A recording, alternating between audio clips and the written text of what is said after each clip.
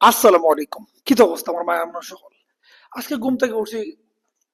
ঘুম থেকে উঠার পরে মনে হয়েছে মনে হয় ফজরত তো ঘুম থেকে উঠে গেছি।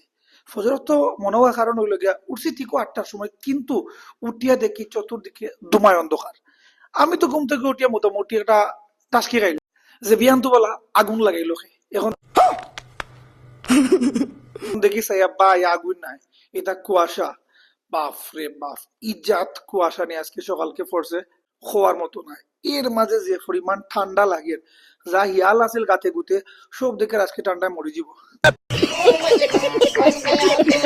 দেখতে পাররা কি পরিমাণ অন্ধকার, হয়তো মোবাইলের মধ্যে একটু ক্লিয়ার লাগে ক্যামেরার দিকে, বাট সরাসরি ভাই বিশ্বাস করোকা 108 জায়গা দেখা যান না। সামন থাকি আমি যে জায়গাটা আছি, এই জায়গা থেকে 108 জায়গা দেখা যান না। এই পরিমাণ কুয়াশা চাদরে ঢাকছে, এবং কুয়াশা পুরা বৃষ্টির লাগান পড়ে।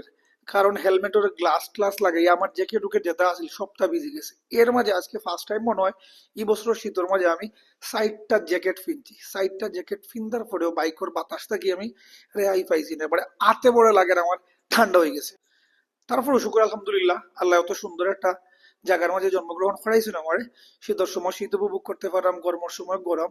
শীতটা আমার কাছে পার্সোনালি খুব বেশি ভালোও লাগে, কারণ যেহেতু আমি এখন জোয়ান মানুষ রয়েছি, আমার শরীরের রক্ত তো এখন উত্তাপর, যার কারণে আমার কাছে এখন শীতটারে তেমন শীত মনে হয় না। বাট আজকে যে শীত পড়ছে ভাই, যারা বয়স্ক মানুষ সকল আছেন তারা লাগে আসলে খুব বেশি কষ্ট হয়ে যাবে, এবং যারা বাচ্চা শিশু আছে তারা লাগলেও কিন্তু খুব বেশি কষ্ট হয়ে যাবে। দেখতে পারা রাস্তাঘাট সব জায়গায় একেবারে দুমায় অন্ধকার, সামন দেখা যায় না, একেবারে অন্ধকার অন্ধকার অন্ধকার। 9টা বাজি গেছে, কিন্তু 9টা বাজার পরেও সকাল দেখিয়া লাগে মনে হয় ফজর আজান ও ওই যাব, এমন একটা অবস্থা। বিগত 4-5 দিন ধরে আসলে ওলা চলের সিলেটের ওয়েদার, বাট আজকে একটু বেশি ডিফিকাল্ট আছে, কারণ ঠান্ডাটাও প্রচুর পরিমাণে পড়ছে, প্লাস কুয়াশাটাও অতিরিক্ত। এমন শীত এবারে হাড্ডির দরিলার ভাই, কারণ আমি হইলাম যে শুকনা শুকনা মানুষ, আমার ছোট ভাই একটা আলম আছে, তার লাগা যদি শরীর স্বাস্থ্য হইতো তাইলে মনে করো শরীরের চামড়া বেদ করিয়া মাংস বেদ করিয়া হাড্ডি যাইতে হইলে কয়েক বছরের দরকার আছে, কিন্তু আমার তো যেহেতু চামড়া বাদেও হালকা মাংসের স্তরণ পরেও হাড্ডি, যার কারণে তো লোকে সরাসরি একেবারে আমার হাড্ডি দিয়া ঠান্ডা বাতাস লাগি যায়, আর শরীরও আরো কাঁপুনি জাকুনো দিয়া শীত অনুভব করলাম। ঠান্ডা বাতাসে নাকর হাড্ডি উঠিবে, নাকরের গিয়া নাকর মাঝে যেহেতু ঠান্ডা বাতাস লাগে, হাড্ডির মাঝে বিষ হয়ে গেছে।